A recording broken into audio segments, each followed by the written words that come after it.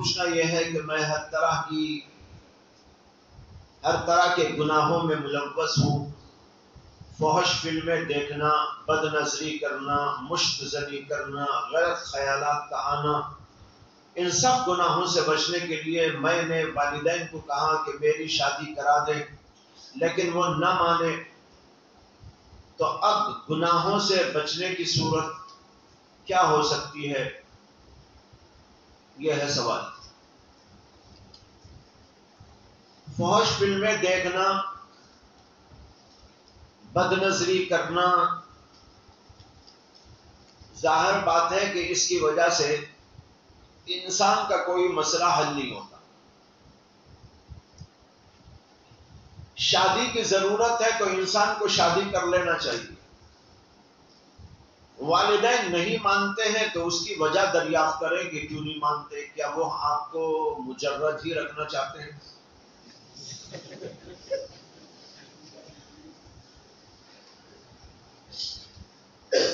یا یہ کہ چند دنوں نہیں کرنا چاہتے ہیں، یا کوئی اور مسئلہ اٹکا ہوا ہے؟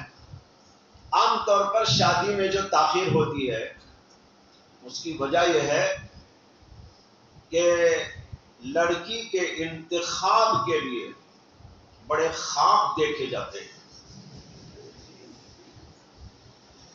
لڑکی کے انتخاب کے لیے بڑے بڑے خواب دیکھے جاتے ہیں. ناک ایسی ہونا، پیشانی ایسی ہونا، یہ ایسا ہونا. پہلے تو یہ دیکھا جاتا ہے، پھر اسی پر بھی بس نہیں، مال ایسا ہونا، گھر ایسا ہونا، اور پھر یہ دینا. ایک تو اس کا گھر دیکھنا، پھر اس کے بعد لینا. یہ ہونا اور وہ ہونا، لمبی چوڑی فہرستیں. اور پھر اس کے بعد اور ایک مسئلہ یہ ہے کہ ایسی دعوت ہونا، رقعے ایسے ہونا. اب تو رقعے جو چھپ کے آ رہے ہیں وہ مستقل کتاب کی شکل میں آ رہے ہیں. ایک صاحب میرے پاس چند دن پہلے لے کر آئے تو میں سمجھا کوئی کتاب ہدیے میں دینے لائے. میں بہت خوش ہو گیا، اس سے کہ مجھے کتاب کو دیکھ کر بڑی خوشی ہوتی ہے. تو دیکھا تو اتنا موٹا سا ایسا، اتنا ہی ایسا سمجھو لائے. تو میں سمجھا کیا کتاب ہے یہ؟ بول رہے ہیں رقعہ ہے حضرت، رقعہ. رقعہ، اتنا بڑا رقعہ. رقعہ کے معنی ہی ہے ٹکڑا. پوچھ لو عربی دان کو، رقعے کے معنی کیا آتے ہیں؟ ٹکڑا. تو ٹکڑا جا کر اب تو ماشاءاللہ کتاب بن گئی ہے. اب اس میں کھولے تو صفحے کے صفحے خالی. اندر ایک جگہ پر فلاں کی فلاں سے یہ تعلق ہے اور یہ رشتہ ہے، فلاں جگہ نکاح ہے، بس اتنا لکھا ہوا ہے. اس کے لیے اتنا سارا بنایا. تو جب ایسے بکھیڑے اپنے ذہنوں کے اندر رکھ لیتے ہیں تو ظاہر بات ہے کہ شادی جلدی کا ہو سکتی ہے. اب تاخیر پر تاخیر، تاخیر پر تاخیر. حدیث میں آتا ہے کہ نبی اکرم صلی اللہ علیہ وسلم نے فرمایا کہ جب اچھا رشتہ آ جائے تو فوراً نکاح کرو. اس کے بعد بھی اگر تاخیر کرو گے تو فساد عریض پیدا ہوگا، یعنی لمبا چوڑا فساد. اور یہ ہو رہا ہے. اب دیکھو اس سوال سے معلوم ہو رہا ہے ضرورت ہے انسان کو. شادی ایک ضرورت ہے، ایسی ہی ضرورت جیسے کھانے کی ضرورت، سونے کی ضرورت، پیاس لگے تو پانی کی ضرورت. اب کھانا کھانا ہے. امی جان بول رہی ہے میں بریانی 8 دن کے بعد میں پکا کے دوں گی، بہت بھاری قسم کی. بیٹا ابھی تو ذرا صبر کر، 8 دن کے بعد بہت بھاری قسم کی بناؤ. اب تو بریانیوں کی قسمیں ہیں نا، حیدرآباد کی بریانی، فلاں جگہ کی بریانی، بمبئی کی بریانی. اب میں ایسا، اب وہ 8 دن تک کیا کرے گا بھائی؟ اب 8 دن تک کیا کرے گا؟ چوری کرے گا. اب کھانا یہاں نہیں ملے گا تو کیا کرے گا؟ چوری کرے گا. جیسے کھانا ایک ضرورت، بھوک لگتی ہے تو کھانا پڑتا ہے، اسی طریقے پر انسان کے اندر اللہ نے اب کچھ خواہشات جو رکھی ہیں، جب انسان ان خواہشات کے اوپر آ جاتا ہے تو ان خواہشات کے لیے شریعت نے راستہ بتایا ہے، نکاح. اگر وہاں پر کوئی پابندی لگاتا ہے، نہیں ایسا رقعہ چھپنے کے بعد ایسے شادی محل کے اندر ایسی ایسی بریانیوں اور ایسے ایسے کھانوں اور ایسے ایسے تماشوں کے ساتھ تمہاری شادی کی جائے گی، اور پھر لڑکی کو دیکھنے میں بھی 10 سال لگا دیتے ہیں، اور پھر اس کے بعد میں مختلف قسم کے مسائل کے لیے اور 2-4 سال، اور بیچاری کی عمر 40 برس کی ہو جاتی ہے. پہلے زمانے میں 20 برس ہو گئے تو لوگ کہتے تھے 20 برس ہو گئے ابھی شادی نہیں ہوئی. اب تو 40 برس کے لوگ پتہ نہیں کتنے بیٹھے ہوئے.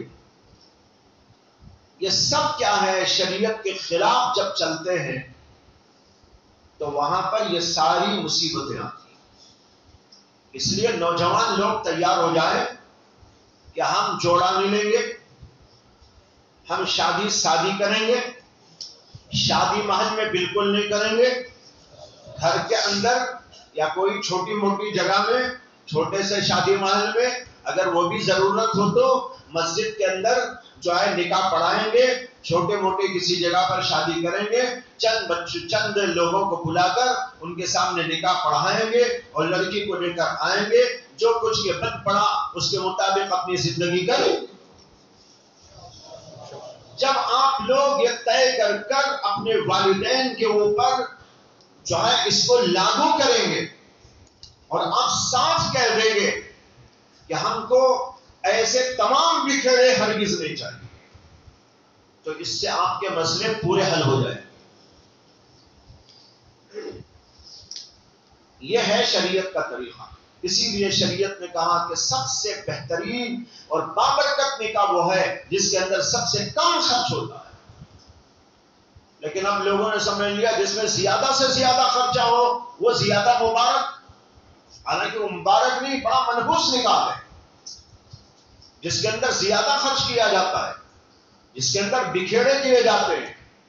سادی سیدھی کیجئے اور پھر اس کے بعد اس کی برکات کا مشاہدہ کیجئے، مسائل کو حل ہوتا ہوا بھی دیکھیے.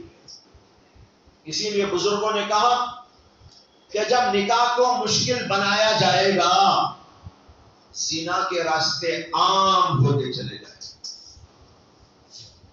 کیا کرے گا؟ مجبور.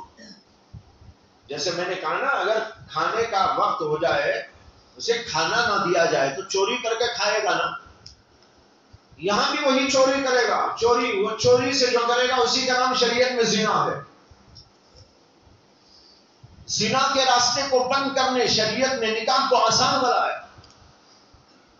مہر بھی رکھو مناسب، خواہ کے بکھڑے نہ کرو. آپ کو معلوم ہے کہ حضرت شیخ الحدیث مولانا زکریا صاحب کانلوی رحمت اللہ علیہ کی 2 بیٹیوں کا نکاح ایک دن میں ہوا. اور کن سے ہوا؟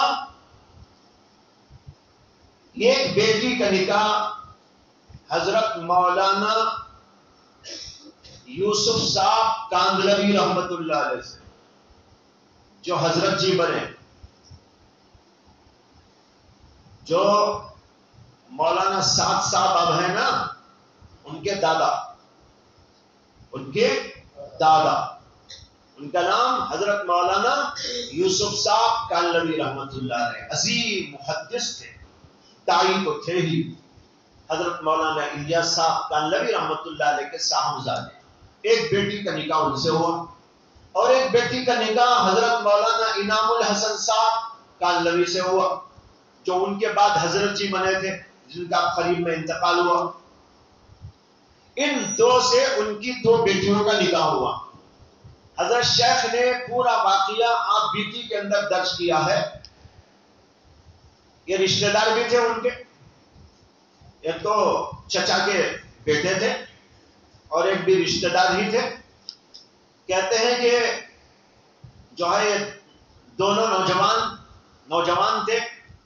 جماعت میں نکلے تھے، تبلیغی جماعت میں، اور نکل کر سہارنپور آئے، اور سہارنپور مدرسے میں وہاں آئے، شیخ کے پاس رشتہ داری بھی تھی، اور اتفاق سے اسی دن حضرت شیخ الاسلام مولانا حسین احمد مدنی رحمت اللہ علیہ وہ بھی وہاں سہارنپور آئے ہوئے تھے۔ حضرت شیخ کہتے ہیں کہ میں نے ان دو نوجوانوں کو دیکھا تو میرے دل میں آیا کہ میری دو بیٹیوں کی شادی ان سے کر دوں۔ کہتے ہیں کہ میں جا کر حضرت مدنی سے ملا اور ان سے بھی میں نے مشورہ کیا کہ میرے دل میں ایسا آ رہا۔ حضرت نے کہا بھائی کیا دیر کی بات ہے، میں نکاح پڑھاؤں گا، چلو۔ کہتے ہیں کہ میں پھر ان دو نوجوانوں کو بلایا، اور اس کے بعد میں کہا کہ میرا ایسا ارادہ ہو رہا ہے کہ میری دو بیٹیوں کی شادی تم دونوں سے کر دوں۔ انہوں نے کہا کہ اپنے بڑوں سے پوچھ لیجیے، آپ بھی ہمارے بڑے ہیں، جیسا بھی آپ لوگ کہیں۔ اس کے بعد جو بھی مشورہ کرنا تھا کر دیا۔ ظہر میں یہ طے ہوا، عصر میں نکاح طے ہو گیا۔ ظہر میں یہ بات چیت ہوئی، نہ کوئی لڑکی کو دیکھنے آیا، نہ کوئی بکھیڑا ہوا، نہ کوئی وہ کیا کہتے ہیں رسم وسم، کچھ بھی نہیں، بغیر اس کے طے ہو گیا۔ حضرت کہتے ہیں شیخ الحدیث صاحب رحمت اللہ علیہ کہ میں طے ہونے کے بعد گھر گیا، گھر جا کر اپنی بیوی سے کہا کہ میں نے دونوں بچیوں کا نکاح طے کر دیا ہے، ایک سے یوسف کے ساتھ اور ایک کا فلاں کے ساتھ میں، تو جانتے ہی تھے، گھر والے ہی تھے، رشتہ دار میں، ان سے میں نے طے کر دیا ہے، دونوں آئے ہوئے ہیں۔ اور اتفاق کیا حسن اتفاق کہ حضرت مدنی بھی تشریف فرما ہے، اس لیے جو ہے طے ہو گیا ہے، عصر میں نکاح پڑھانا ہے۔ تو انہوں نے جواب دیا ارے بچیوں کا نکاح اتنا جلدی ابھی کر دینا ہے کہ نہ کوئی تیاری ہے، کپڑے بنانا ہے، یہ کرنا ہے، وہ کرنا ہے۔ تو حضرت شیخ لکھتے ہیں کہ میں نے کہا کیا میری بچیاں ننگی ہیں؟ کیا میری بچیوں کے پاس میں کپڑے نہیں ہیں؟ کیا وہ ننگی ہیں؟ وہ خاموش ہو گئی۔ اس کے بعد جو کچھ کرنا تھا کیا، یہ باتیں ہوئی اور عصر میں نکاح پڑھا دیا گیا۔ بتاؤ بھائیو، ایسے نکاح کیسے مقدس تھے، کیسے مطہر تھے، کیسے بابرکت تھے۔ یہ ہمیں ایسے بزرگوں کے نقش قدم پر چلنا چاہیے۔ ہم تو نقش قدم بزرگوں کا چھوڑ دیتے ہیں اور پھر جو ہے مسائل کھڑے ہوتے ہیں تو پریشان ہوتے ہیں۔ اس لیے میں تمام نوجوانوں سے کہتا ہوں کہ آپ لوگ یہ عہد کرو کہ ہم سادی سیدھی بہت ہی شریعت کے مطابق، سنت کے مطابق شادی کریں گے، کوئی جوڑا جہیز کا نام نہیں ہوگا، ہم خود اپنے بل بوتے پر کام کریں گے، اور یہ ہے کہ جو ہے اپنے والدین کو بھی اس کے لیے ہم راضی کریں گے، انشاءاللہ مسائل حل ہوں۔